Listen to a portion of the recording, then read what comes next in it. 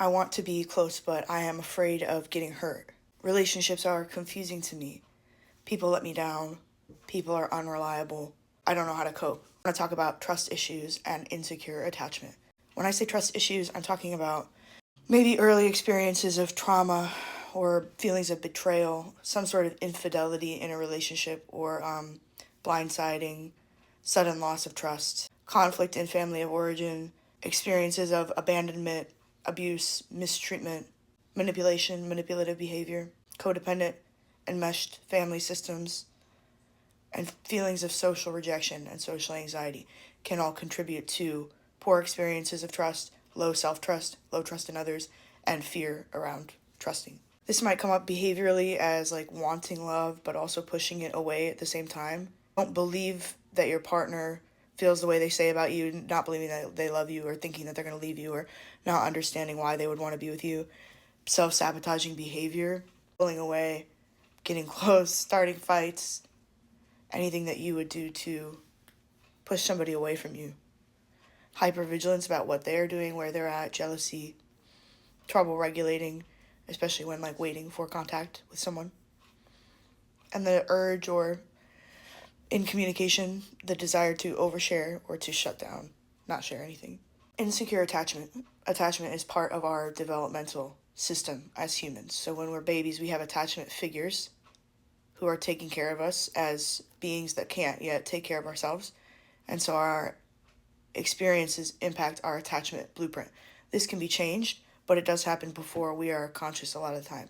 Emotional neglect, not asked about your internal world or your emotional world, not being allowed to express your feelings, and having people around you not know how to validate you, accept you, or help you through those experiences.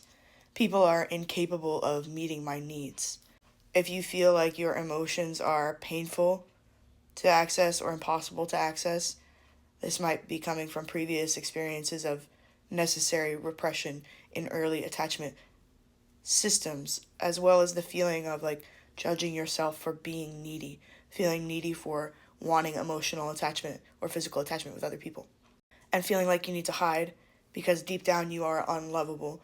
And if somebody finds out more about you, they will have an increased likelihood of rejecting you. So let's discuss the trust wound that can happen in early attachment.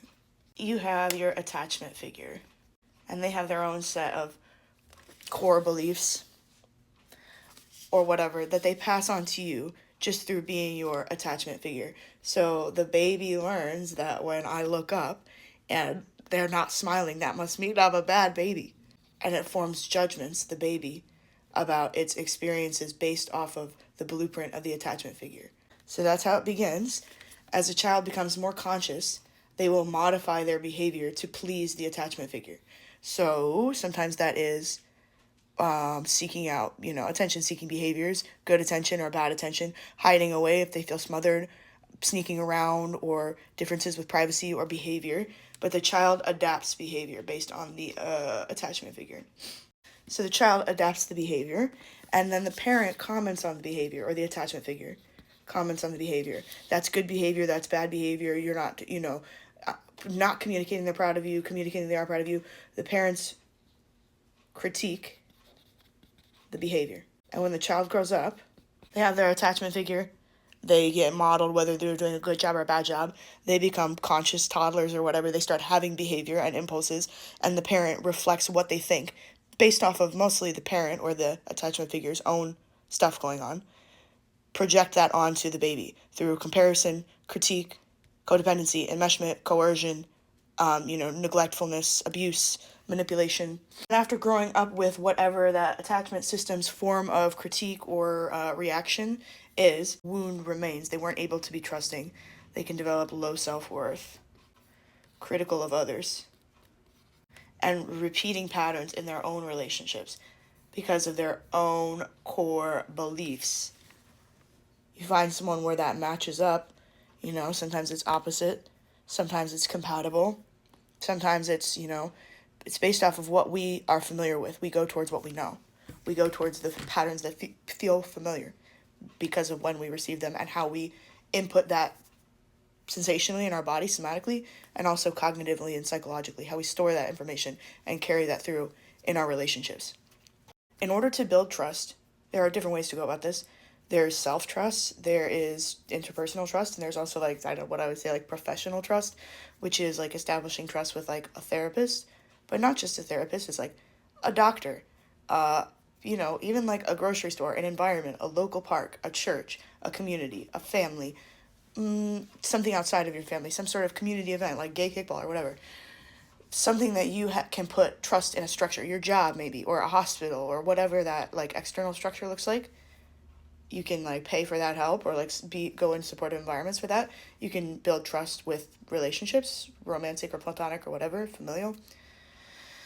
And then there's like trusting in yourself. So you have to accept that in order to build trust, it is risky because of all those things I just said about people's patterns. They get shaped before they even talk or think or know how to read, can even communicate about it. It's just like a lot of it is stored through feelings and sometimes traumatic feelings that we don't have a lot of conscious awareness about. So if we are going to develop trust, we need to understand that it comes with risk, which is risk of devastation, risk of abandonment, risk of rejection. But those feelings that feel so familiar because that's how we were experiencing them as children, we're not children anymore, and we can handle disappointment, we can handle rejection, we can handle risk, we can handle emotional devastation or whatever, because those are feelings and sensations that we can move through as adults. We're not dependent on someone else for regulation or for caretaking. It's our responsibility to hold and manage ourselves, and we can do that as adults. You can't do that as a child when these patterns are forming, and you can do that as an adult, and that's the shift that I try to help people out in therapy. Because it takes time. You want to build slowly with others, because it includes taking risks, and if you're anxious, that means taking a risk of waiting or keeping something a little bit uncertain. If you're avoidant, that means putting your heart on the line and risking sending something that you feel is like outside of your comfort zone or whatever. Letting someone invade your privacy, but also like being able to maintain boundaries between self and other. Those are risky behaviors which can influence our daily like rhythms. And it's good to be prepared. It's good to have a support system to be able to do those things, because attachment security is earned through changed thoughts and changed behavior. And as we continue to do this, we learn more about what the difference between trusting others and controlling others is. And this allows us to look back at our past experiences of enmeshment or codependency or hyper independence and find a bit more of a middle ground in order to move forward and build safe, trusting relationships to improve our lives and our physical and mental health.